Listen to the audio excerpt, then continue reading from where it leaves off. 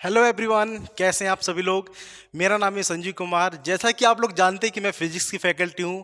आज मैं फिजिक्स में आपको बहुत ही इंपॉर्टेंट टॉपिक काइनेमैटिक्स पढ़ाने जा रहा हूं। ठीक है, काइनेमैटिक्स को बड़े ही ध्यान से पढ़ेंगे। बहुत ही इंपॉर्टेंट टॉपिक है। हर साल नीट हो या जेई हो, इसके बिना अधूरा है। कोई ना कोई सवाल आ ही जाता है। ठीक है, तो पहले समझते हैं आखिर काइनेमैटिक्स होता क्या है। अगर हम काइनेमैटिक्स को देखें तो काइनेमैटिक्स दो चीजों से मिलकर बना हुआ है, काइने और मैटिक्स। काइने का मतलब होता है मोशन, काइने का मतलब होता है मोशन, और मैटिक्स का मतलब होता है मैथमेटिक्स। मैथमेटिक्स इसका क्या मतलब हुआ? जब हम मोशन में मैथमेटिक्स अप्लाई करते हैं वहां पे बात होती है काइनेमैटिक्स की। ठीक है, मोशन में अगर आप मैथमेटिक्स अप्लाई कर रहे हो वहां बात आती है काइनेमैटिक्स की। तो सबसे पहले सर जी ये तो बता दो आखिर मोशन क्या है। तो मोशन को जानने के लिए हमको देखना पड़ेगा कुछ एग्जाम्पल। चलिए आइए देखते हैं मोशन को जानने के लिए हमको क्या क्या एग्जाम्पल देने पड़ेंगे। देखिए, जैसे कि मान लो आपके पास एक कार है, सस्ती वाली BMW, हमने नाम दे दिया BMW कार। ठीक है, बड़ी वाली अपने पास है नहीं। ठीक है, तो सस्ती वाली कार को हमने उठा लिया। ओके, देखिए है क्या, सपोज दैट एक कार जो थी आपकी किसी time t equals to zero पे, देखा आपने t इक्वल्स टू जीरो पे जो कार आपकी थी x equals to zero distance cover की, x equal to zero distance cover की। आपने कुछ टाइम बाद देखा, आपने कहा कि ऐसा है कि मैं थोड़ी देर बाद देख रहा हूं, मान लो 10 मिनट बाद देखा कार फिर से वही पोजीशन पे x इक्वल टू जीरो पे। इसका मतलब कार ने अपना टाइम के साथ कोई पोजीशन नहीं चेंज किया। जब बॉडी या कोई कार या कुछ भी हो टाइम के साथ साथ अपना पोजीशन चेंज ना करे तो रेस्ट में कहलाती है। तो ये बॉडी किस में होगी भाई साहब? रेस्ट में हो गई। अच्छा जी, तो मोशन क्या होता है? मोशन की बात करें अगर, वही आपकी सस्ती वाली BMW देखा जाए t इक्वल्स टू जीरो पे x इक्वल्स टू जीरो पे ही है। t इक्वल्स टू जीरो पे x इक्वल टू जीरो पे ही है। बाद में मैंने देखा कि कुछ ऐसा हुआ, कुछ टाइम बाद t इक्वल्स टू 10 मिनट, जरूरी नहीं 10 मिनट, आप कुछ भी टाइम ले सकते हो। मैंने देखा कि इसका पोजीशन में चेंज आया, x इक्वल टू मान लो हो गया 200 मीटर। x इक्वल टू मान लो 200 मीटर, 10 मिनट में 200 मीटर कवर किया। फिर से मैंने देखा कि कुछ और टाइम बाद, मान लो 15 मिनट बाद देखा मैंने, 15 मिनट बाद देखा x इक्वल टू 500 मीटर हो गया, 500 मीटर हो गया।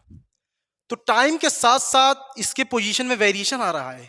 गजब की बात है सर जी, टाइम के साथ साथ इसके पोजीशन में वेरिएशन आ रहा है ना। तो देखा गया लगातार कि टाइम के साथ साथ इसके पोजीशन में वेरिएशन आ रहा है। तो इसका मतलब बॉडी अंडर मोशन है ना। सोचने वाली बात है कि t इक्वल टू जीरो पे बॉडी रुकी हुई थी, फिर बाद में देखा हमने t इक्वल्स टू 10 पे बॉडी 200 मीटर आगे चली, फिर कुछ टाइम बाद देखा बॉडी थोड़ा सा और आगे चली 500 मीटर तक। तो समय के साथ साथ पोजीशन में चेंज हो रहा है बॉडी के, समय के साथ साथ पोजीशन में चेंज हो रहा है। जब समय के साथ साथ पोजीशन में बॉडी में चेंज हो, है ना, पोजीशन ऑफ बॉडी में चेंज हो भाई साहब, तो क्या कहेंगे वहां पे कि मोशन आ गया है ना, बॉडी अंडर मोशन। ओके, तो इसे कहा जाता है मोशन। जब इसी मोशन में हम देखते हैं कि कितने टाइम में बॉडी कितना चल ली, या आपकी कार है जो कितने टाइम में कितना चली, है ना, सारा मैथमेटिक्स वगैरह अप्लाई करते हैं, स्पीड निकालते हैं, वेलोसिटी निकालते हैं, सारी चीजें निकालते हैं। तो मतलब कि आप मैथमेटिक्स अप्लाई करो ना, तो यही सब जो मैथमेटिक्स आप अप्लाई करते हो ना, तो यही सारा पार्ट आ जाता है काइनेमेटिक्स के अंदर। जब आप मोशन में मैथमेटिक्स अप्लाई करते हो, जब भी आप मोशन में मैथमेटिक्स अप्लाई करते हो, तो आप कहाँ किसकी बात करते हो? काइनेमेटिक्स की। ओके, समझ में आया? आई थिंक समझ में आ गया होगा। यहाँ पे पोजीशन वेरी कर रहा है बार बार टाइम से, तो ये आ गया बॉडी अंडर मोशन। ओके, चलिए देखते हैं इसके बाद। हाँ, इसके बाद दिया गया है डिस्टेंस। डिस्टेंस क्या होता है? डिस्टेंस तो सिंपल डेली बात करते हैं डिस्टेंस की। डिस्टेंस की तो डेली बात करते हैं ना। कहते हैं कि सर जी मेरे घर से आपके इंस्टीट्यूट तक की डिस्टेंस है 2 किलोमीटर। अच्छा भाई साहब, 2 किलोमीटर तो बढ़िया है। ठीक है, और भी कोई कहता है कि सर यहाँ से मान लो कि गोवा से शिमला की दूरी है, मान लो पता नहीं कितनी 500-600 किलोमीटर होगी, जो भी होगी। ये सब क्या है? डिस्टेंस है। ओके, अब देखिए किस तरीके से इसको डिफाइन करेंगे। जैसे कि आपका मान लो कि आप किसी घर में रहते हो, आपका घर है, ओके, और आपके घर से मान लो यहां पे हमारा इंस्टीट्यूट है, आपके घर से हमारे इंस्टीट्यूट के बीच में जो एक्चुअल पाथ है, मान लो ये पॉइंट, जो घर का पॉइंट ए मान लो, इसको मान लो पॉइंट बी, और ये पाथ ये रहा। जो किन्हीं दो पॉइंट या किन्हीं दो, जो आपकी मंजिल है भाई साहब, ये आपका घर है, फिर वहां पे आपकी दूसरी मंजिल क्या है भाई साहब, आपका कोचिंग है या इंस्टीट्यूट है। दो पॉइंट के बीच में जो एक्चुअल पाथ होता है, दो पॉइंट के बीच में जो एक्चुअल पाथ होता है, उसी को बोला जाता है डिस्टेंस। ठीक है, पूरा पूरा एक्चुअल डिस्टेंस। ठीक है, एक्चुअल पाथ जितना जितना होगा उसी को बोलते हैं भाई साहब डिस्टेंस। जैसे कि मैं एग्जांपल लेके आपको कहूं,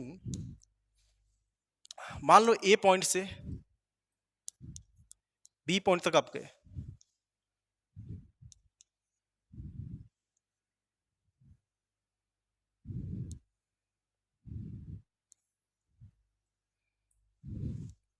पाथ 1 इसको मान लिया आपने, पाथ 2 मान लिया, और इसको मान लिया आपने पाथ 3 मान लिया।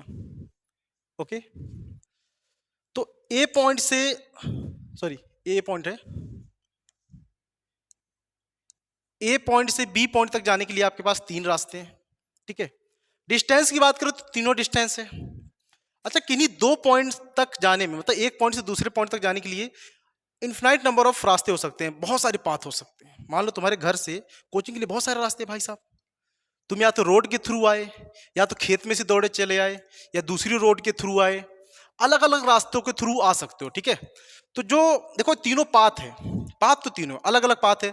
हम ऐसा नहीं कह सकते कि जो डिस्टेंस है पहले पाथ का, फर्स्ट पाथ का दूसरे पाथ के बराबर हो, ऐसा नहीं कह सकते। ठीक है, हो भी सकता है, नहीं भी हो सकता भाई साहब, है ना, वो बात की बात है। ठीक है, डिस्टेंस ऑफ सेकंड पाथ, ठीक है, ये आपस में बराबर नहीं है यहाँ पे। ओके, तो एक्चुअल पाथ होता है दो पॉइंट्स के बीच का, एक्चुअल लेंथ होती है जो दो पॉइंट्स के बीच की, उन्हीं को बोला जाता है डिस्टेंस। ओके, एग्जाम्पल के तौर पे हम देखें, अगर कोई हमें एग्जाम्पल दिया जाए, कह दिया जाए कि भाई साहब ऐसा है कि ए पॉइंट से कोई बंदा चलना स्टार्ट किया, ओके, यहाँ पे बी पॉइंट पे आया, बी के बाद ए सी पॉइंट पे गया, सी के बाद ए मान लो डी पॉइंट पे गया, और डी के बाद ए मान लो ई पॉइंट पे आया। ओके, शुरू में मान लो इसने 10 मीटर चला, बाद में 5 मीटर, और फिर बाद में इधर 5 मीटर, और यहाँ पे मान लो फिर से 5 मीटर चला। अगर मैं पूछूं कि ए से ई के बीच में, ए से ई के बीच में पार्टिकल का टोटल डिस्टेंस बताओ, तो भाई साहब एक्चुअल, जो आपको एक्चुअल पाथ है ना, एक्चुअल पाथ की लेंथ देखनी है कि एक्चुअल पाथ की आखिर सर जी लेंथ कितना, वही तो आपका डिस्टेंस होगा। एक्चुअल पाथ क्या है, ए से सर बी गए, बी से सी गए, सी से डी गए, और डी से ई गए, यही तो आपका एक्चुअल पाथ है। समझे, यही तो आपका एक्चुअल पाथ है। इन्हीं पाथ के लेंथ को क्या कर देंगे, ऐड कर देंगे, वही अपना डिस्टेंस आ जाएगा भाई साहब। जैसे कि देखा जाए ए टू सी, ए टू ई देखा जाए तो क्या है, ए से बी 10 मीटर चले सर, और बी से सी 5 मीटर, और सी से डी 5 मीटर, फिर डी से ई, डी से ए भी आप कितना चले 5 मीटर। ये आपका क्या है, एक्चुअल पाथ है, एक्चुअल पाथ की पूरी लेंथ है। ओके, क्या हो जाएगा 15 और 10 25, ओवरऑल आप कितना चले 25 मीटर चले। आई थिंक आपको समझ में आ गया होगा। ठीक है, ओवरऑल आप 25 मीटर चले। ओके, अच्छा, आखिर दूसरे एग्जांपल की बात करें अगर, जैसे कि सपोज दैट दे दिया जाए कोई सर्कल है, कोई सर्कल है, ओके, मान लीजिए इसका रेडियस क्या है, कैपिटल आर, इसका रेडियस क्या है कैपिटल आर। अच्छा, सर्कल का सरकमफेरेंस की बात करें, सर्कल के सरकमफेरेंस को मैंने मान लिया एल, तो आपको पता है कि पूरे सर्कल का सरकमफेरेंस कितना होता है, 2 पाई आर। बच्चा बच्चा जानता है 2 पाई आर। ओके, अगर मैं कहूं कि कोई भाई साहब, कोई इंसेक्ट था, कोई कीड़ा था, ए पॉइंट से चलना स्टार्ट किया, ओके, और चलते चलते क्या हुआ, फिर से ए पॉइंट पे आ गया, फिर से ए पॉइंट पे आ गया चलते चलते, ओके, तो मैं कहूं कि उसके थ्रू टोटल डिस्टेंस बताओ, टोटल डिस्टेंस कितना चला। तो भाई साहब वो पूरे सर्कल पे चला ना, वो पूरे सर्कल पे चला, तो पूरे सर्कल पे क्या हो जाएगा डिस्टेंस, 2 पाई आर। सर्कल के सरकमफेरेंस का ही तो बराबर होगा। एक्चुअल पाथ की आप बात करते हो ना सर, एक्चुअल डिस्टेंस कितना चला, तो सर्कुलर पाथ में एक्चुअल डिस्टेंस एक चक्कर में 2 पाई आर के बराबर। बात समझे क्या, 2 पाई आर के बराबर। अच्छा ठीक है सर, समझ में आया। अगर मैं कहूं, अगर मैं कहूं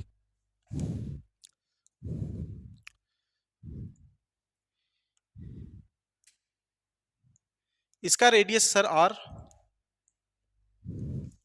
एक यहां पे मान लो एक पार्टिकल ए, ओके, पार्टिकल क्या करता है, एक रिवॉल्यूशन, एक रिवॉल्यूशन, एक चक्कर, सर्कल का एक चक्कर जो पार्टिकल है, जो पार्टिकल आपके यहां दे रखा है, एक चक्कर मान लो 10 सेकंड में पूरा करता है, 10 सेकंड में पूरा करता है। तो मैं अगर पूछूं आपसे distance, distance covered by particle in suppose that 2 minute, 2 minute में पार्टिकल कितना डिस्टेंस कवर करेगा। बात को समझो जरा, कोई भी यार पार्टिकल है या कोई कीड़ा मकोड़ा जो भी है ना, एक चक्कर 10 सेकंड में पूरा करता है। तो इसने पूछ दिया गया कि distance covered by particle in 2 minute, 2 minute में कितना डिस्टेंस कवर करेगा इस सर्कुलर पाथ में। तो आपको पता है कि सर जी 10 सेकंड में क्या होता है, आप कह रहे हो कि ऐसा है कि 10 सेकंड में एक रिवॉल्यूशन कर रहा है, और एक रिवॉल्यूशन में कितना डिस्टेंस कवर करेगा, 2 पाई आर। बात सही कह रहा हूं कि नहीं,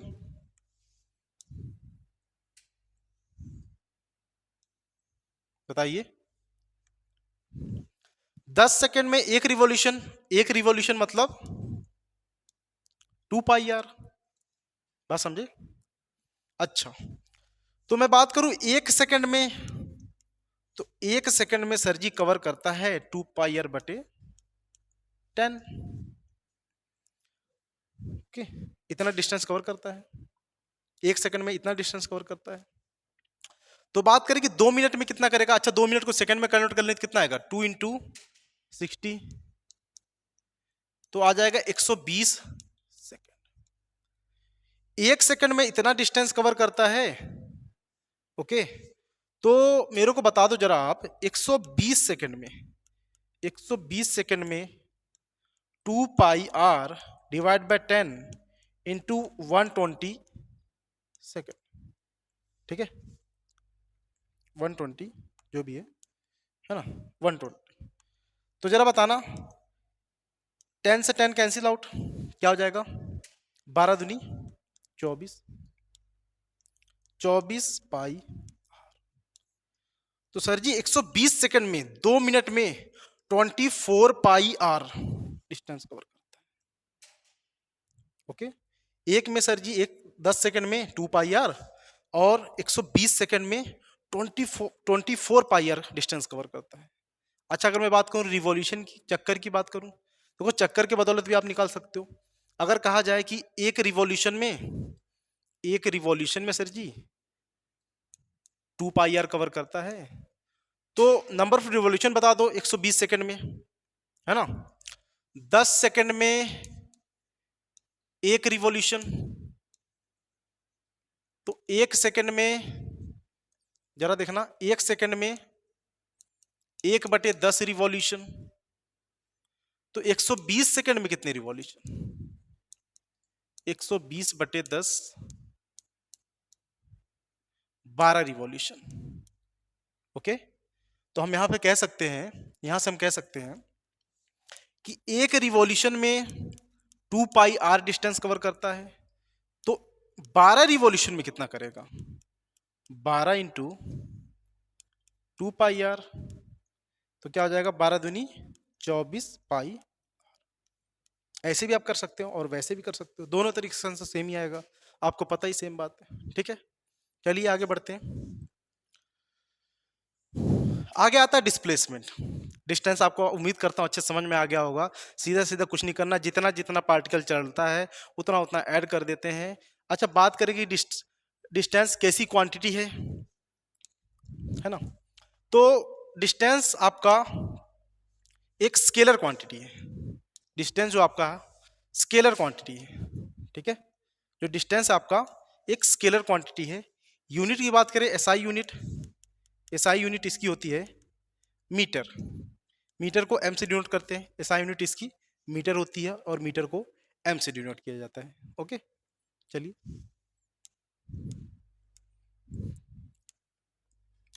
अगला टॉपिक है हमारा डिस्प्लेसमेंट। तो डिस्प्लेसमेंट के बारे में जानते हैं, आखिर डिस्प्लेसमेंट क्या होता है। ठीक है, जैसे कि आपने जाना कि सर ऐसा है, कोई एक पॉइंट था ए और कोई दूसरा पॉइंट था बी। यहां से यहां तक जाने के लिए बहुत सारे रास्ते हैं सर, बहुत सारे रास्ते, इनफिनाइट नंबर ऑफ रास्ता है भाई साहब आपका। ओके, तो इन्हीं रास्तों में से जो सबसे छोटा रास्ता होगा, है ना, इन्हीं रास्तों में से जो सबसे छोटा रास्ता होगा उसी को बोला जाता है डिस्प्लेसमेंट। ओके, उसी को बोला जाता है displacement. Shortest path between initial and final point is known as displacement. ठीक है भाई साहब, क्या कहा आपने? सर शॉर्टेस्ट पाथ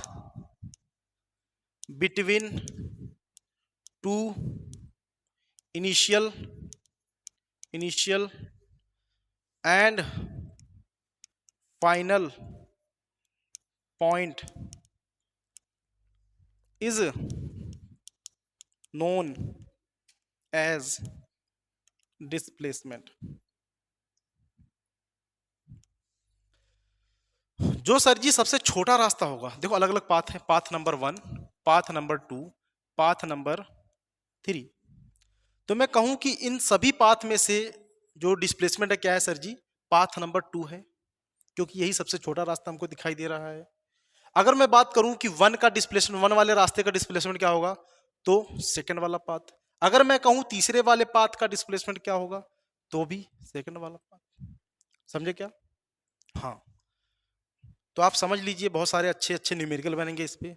तो डिस्प्लेसमेंट के बारे और समझ लीजिए, shortest path between two initial and final point is known as a displacement. Okay, तो जो डिस्प्लेसमेंट होता है आपका जीरो भी हो सकता है।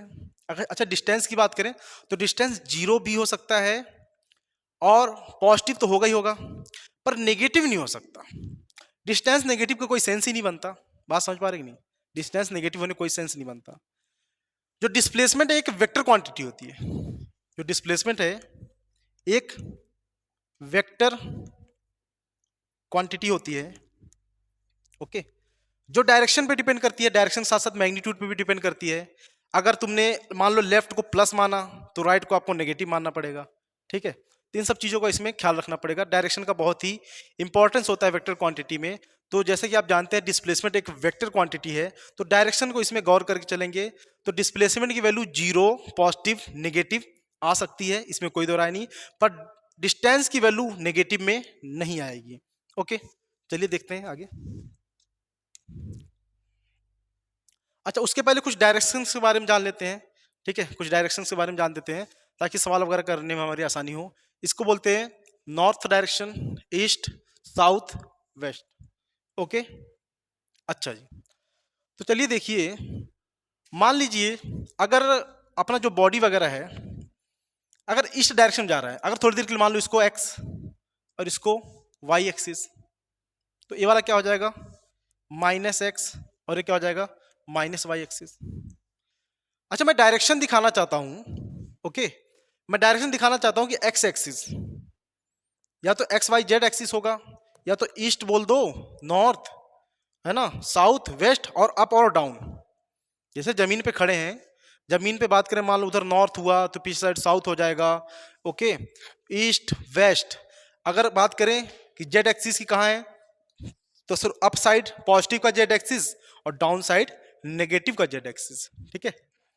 अगर मैं डायरेक्शन की बात करूं, मैं मान लूं कि जो एक्स है ना, इसको मैंने डिनोट कर दिया एक आई कैप से। ये सिर्फ आई कैप क्या है, एक यूनिट वेक्टर होता है जो डायरेक्शन बताता है। एक यूनिट वेक्टर होता है जो डायरेक्शन बताता है कि हाँ भाई साहब ये एक्स एक्सिस की डायरेक्शन है, ठीक है। अगर मैं बात करूं जे कैप की, तो ये बताता है वाई एक्सिस की डायरेक्शन की, वाई एक्सिस की। अगर मैं बात करूं माइनस के आई कैप, तो माइनस का आई कैप बताता है नेगेटिव का एक्स एक्सिस, ठीक है, बात समझे क्या। और माइनस का जे कैप क्या बताएगा, नेगेटिव का वाई एक्सिस या तो साउथ डायरेक्शन, ठीक है, या तो साउथ डायरेक्शन, या तो प्लस वाला बताएगा नॉर्थ या प्लस का वाई डायरेक्शन, ठीक है, या तो ईस्ट बताएगा प्लस वाला है, या तो प्लस का एक्स, ठीक है। और ये क्या बताएगा माइनस का एक्स या तो वेस्ट डायरेक्शन, आप समझ जाना। और आई कैप से नोट करते हैं, माइनस आई कैप से, ठीक है। तो किसी भी तरीके इस टाइप के सवालों को लिखेंगे तो आप समझ जाना जब मैं डायरेक्शन के साथ लिखूंगा, ठीक है। तो चलिए देखते हैं आगे। हाँ, उसके पहले हम जान लेते हैं, जैसे कि मैं कहूं, देखिएगा एक सवाल मैं देता हूं,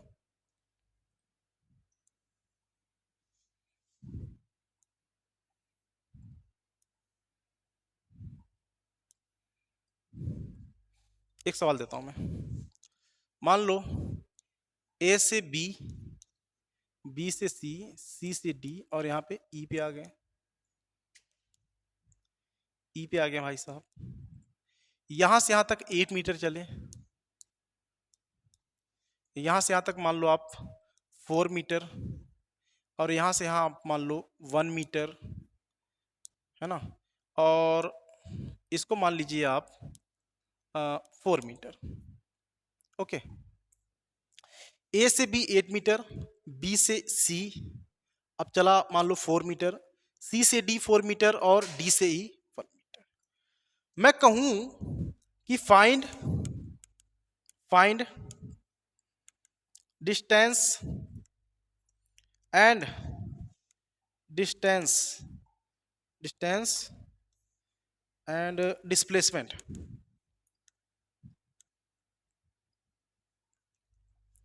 बिटवीन ए टू ई।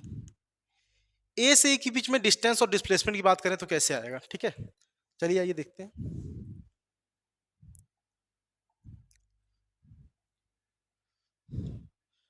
अच्छा डिस्टेंस क्या होता था यार, डिस्टेंस जरा आप लोग बताइए। डिस्टेंस तो सीधा सीधा सर एक्चुअल पाथ जो होता था वही तो अपना डिस्टेंस होता था, है ना। एक्चुअल पाथ की बात करें कि ए से बी कितना गया, ए से बी कितना गया भाई साहब 8 मीटर, प्लस बी से सी कितना गया 4 मीटर, प्लस सी से डी कितना गया 4 मीटर, और प्लस डी से ई कितना गया 1 मीटर। इन्हीं सभी एक्चुअल पाथ को या एक्चुअल लेंथ को हम ऐड कर देंगे, हमारा डिस्टेंस आ जाएगा। कितना आएगा जरा बताना ऐड करके, 8 4 12 4 16 1 17 मीटर, ठीक है, 17 मीटर तक आ जाएगा, ओके। अच्छा तो अब डिस्प्लेसमेंट की बारी आई। डिस्प्लेसमेंट देखो जरा, देखो तो डिस्प्लेसमेंट कुछ तरीके से लिखेंगे, डायरेक्शन वाइज लिखना जरा सही रहेगा। देखिएगा जरा, जैसे मैं ऐसे कह दूं, इधर वाले को मैंने मान लिया था प्लस का आई कैप, इधर साइड जाओगे तो माइनस का आई कैप, नीचे साइड माइनस जे कैप, ऊपर साइड प्लस का जे कैप, ठीक है। तो अभी मैं इधर साइड गया 8, उधर साइड जा रहा हूं ना आई कैप की साइड, तो 8 आई कैप, फिर नीचे साइड गया माइनस का 4, जे कैप, फिर किधर साइड जा रहा हूं भाई साहब, माइनस का 4 आई कैप, फिर ऊपर साइड जा रहा हूं तो प्लस का 1 इंटू जे वाले को जे में और आई वाले को आई में आप ऐड कर सकते हो। देखिए जरा क्या आएगा, 8 ये रहा, आई वाला ये रहा, तो क्या हो जाएगा 4 आई कैप, और ये हो जाएगा भाई साहब माइनस का 3 जे कैप, माइनस का 3 जे कैप। ओके, अब जो इनका डिस्प्लेसमेंट होता है ना, इनके डिस्प्लेसमेंट का मैग्नीट्यूड होता है, बस कुछ नहीं, इस तरीके से लिख देते हैं, जो डिस्प्लेसमेंट का मैग्नीट्यूड होता है इस तरीके से लिख देते हैं, अंडर रूट आई के साथ जो टर्म लिखा हुआ है उसका स्क्वायर कर दो आप, और जे के साथ जो लिखा है उसका स्क्वायर कर दो, यही आपका आंसर होगा।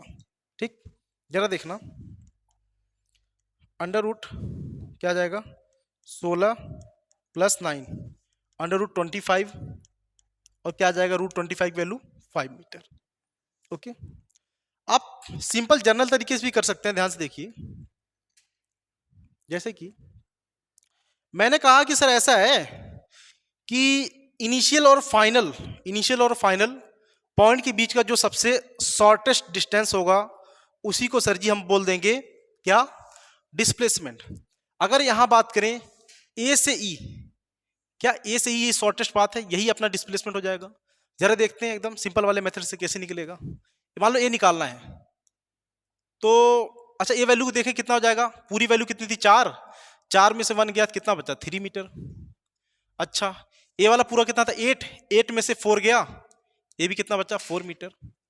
अच्छा, ये एंगल अगर 90 है तो पाइथागोरस थ्योरम लगा के निकाल सकते हैं यार, पाइथागोरस थ्योरम लगा के निकाल सकते हैं। तो पाइथागोरस थ्योरम क्या होता है, हाइपोटेनस का स्क्वायर इक्वल टू क्या हो जाएगा, परपेंडिकुलर का स्क्वायर प्लस बेस का स्क्वायर,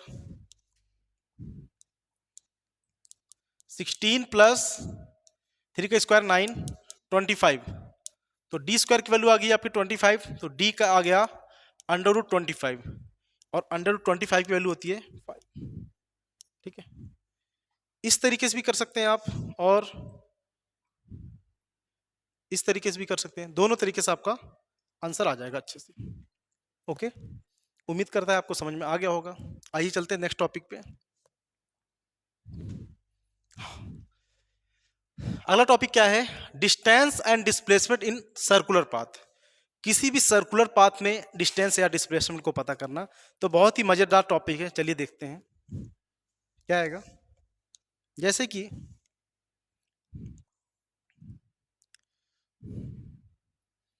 मान लीजिए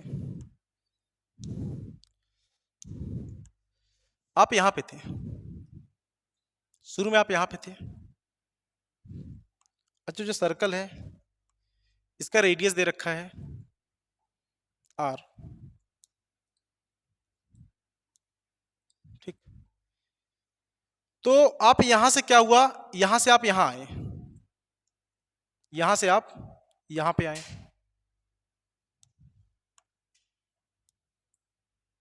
यहां से आप यहां पे आए, कहां से कहां, ए से बी, ए से बी। ओके, अगर मैं अब आपसे पूछूं कि सर डिस्टेंस या डिस्प्लेसमेंट बताओ मेरे को, क्या बताओ, आप ए से बी आए, ए से बी के बीच में आपसे मैं पूछूं कि डिस्टेंस बता दो और डिस्प्लेसमेंट बता दो, तो आप कैसे बताएंगे। अब तो बड़ा ही मुश्किल हो गया सर, क्या किया जाए, है ना। चलिए देखते हैं क्या किया जाएगा, देखो जरा। अच्छा, ये भी रेडियस तो ये भी आ रही होगा, ये बात तो पता ही है आपको। ओके, डिस्प्लेसमेंट की बात करें तो क्या ए वाला पाथ आपका डिस्प्लेसमेंट हो जाएगा, इसको डी मान लो। ए वाले से पाथ से तो बड़ा ही शॉर्टेस्ट ही है भाई, shortest path between 2 points is known as.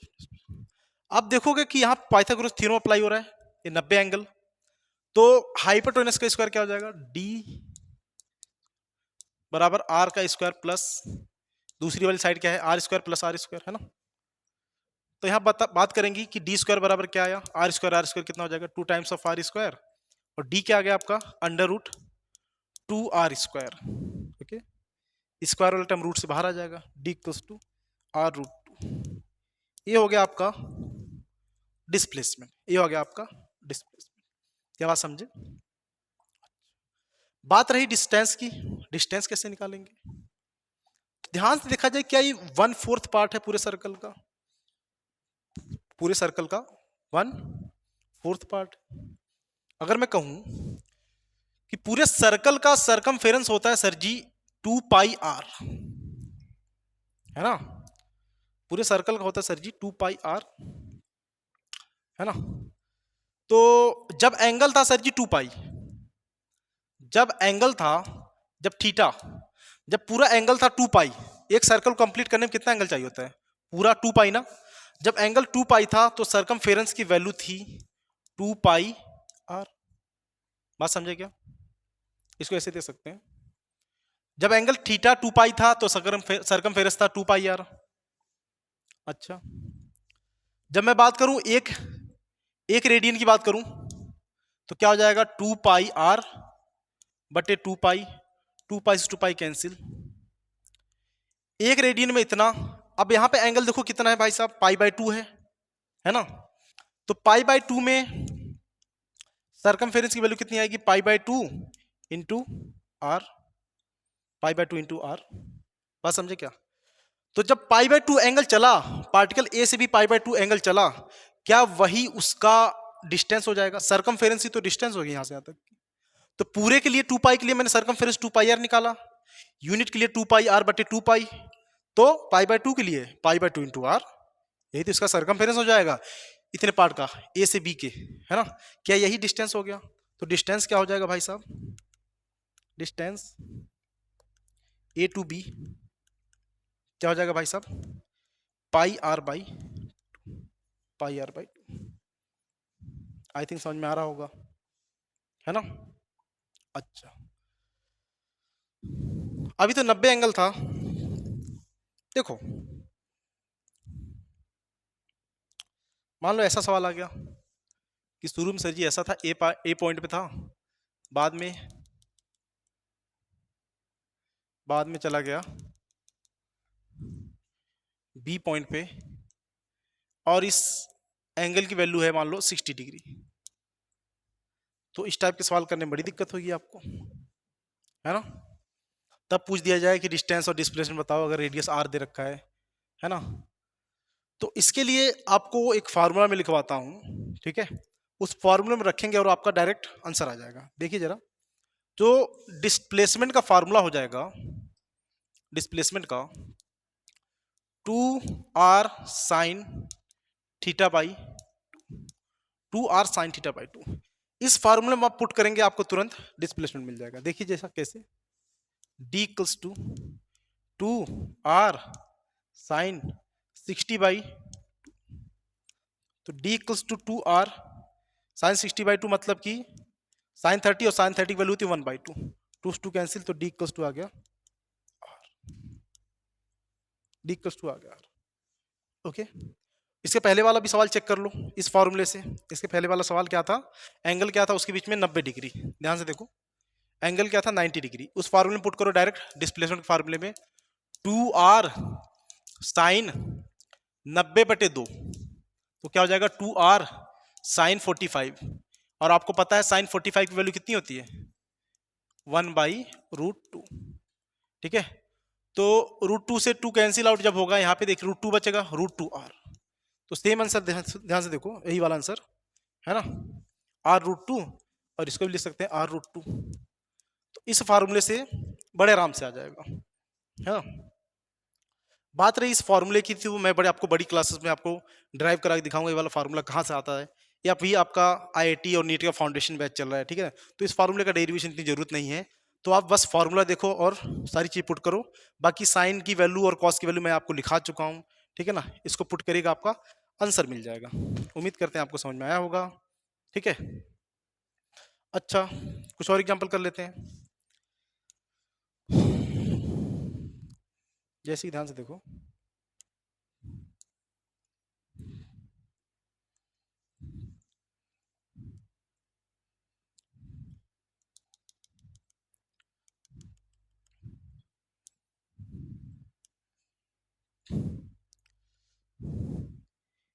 ए से बी, ए से बी, ठीक है, ए से बी। तो ए से बी के बीच में आपको बताना है डिस्टेंस एंड डिस्प्लेसमेंट। ए से बी ऐसे आया, ऐसे इस पाथ के थ्रू ए से बी। तो ए से बी के बीच में आपको डिस्टेंस बताना है। डिस्टेंस की बात करें तो क्या हो जाएगा? डिस्टेंस क्या होता है? सरकमफेरेंस। अच्छा, सरकमफेरेंस का एक जनरल फार्मूला आप लगा सकते हैं। जनरल फार्मूला जैसे कि मैं कहूं, अगर थीटा एंगल की बात करें, किसी थीटा एंगल पे सरकमफेरेंस कितना होगा? थीटा एंगल अगर रेडियस आर है, ध्यान से देखो, जब 2 पाई था तो सरकमफेरेंस कितना था भाई साहब? 2 पाई आर। जब 1 रेडियन हो गया तो क्या हो गया? 2 पाई आर बटे 2 पाई, 2 पाई 2 पाई कैंसिल, क्या बचा? आर।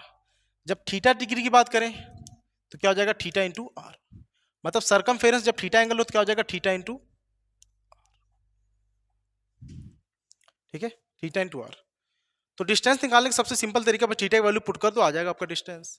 अच्छा, यहाँ पे डिस्टेंस कैसे निकालें जरा बताना यार। यहाँ पे डिस्टेंस की बात करें तो डिस्टेंस कैसे निकलेगा? देखो जरा, ए से बी का बीच का डिस्टेंस, तो एंगल देख लें कितना एंगल टोटल? 180। ओके, 180 क्या लिख सकते हो आप जानते हो 180 क्या बोलते हैं? पाई, ठीक है। तो डिस्टेंस हो जाएगा sir ji theta into r, theta की वैल्यू पाई और रेडियस कितना? आर, तो क्या आ गया? पाई आर। ओके, डिस्प्लेसमेंट की बात करें तो डिस्प्लेसमेंट क्या हो जाएगा? सेम फार्मूला चिपका दो, D equals to 2r sine theta by 2। तो 2r साइन कितना एंगल है? 180, 180 by 2, 2r sign 90। Sign 90 value क्या होती है? 2r। तो डिस्प्लेसमेंट आप गया 2r। वैसे ही आप देख के बता सकते थे, ये वाला बड़ा वाला पाथ है, ये वाला छोटा पाथ है, दोनों पॉइंट के बीच का, तो आर आर कितना हो जाएगा? 2r हो जाएगा। बात समझे क्या? आर आर कितना हो जाएगा? 2r हो जाएगा। तो सिंपल तरीका, शॉर्टेज डिस्टेंस यहाँ से यहाँ तक आर, यहाँ से यहाँ तक भी आर, तो आर आर हो जाएगा 2r। ठीक है, आज के लिए इतना, मिलते हैं नेक्स्ट टॉपिक के साथ बड़े ही, ठीक है। Thank you very much.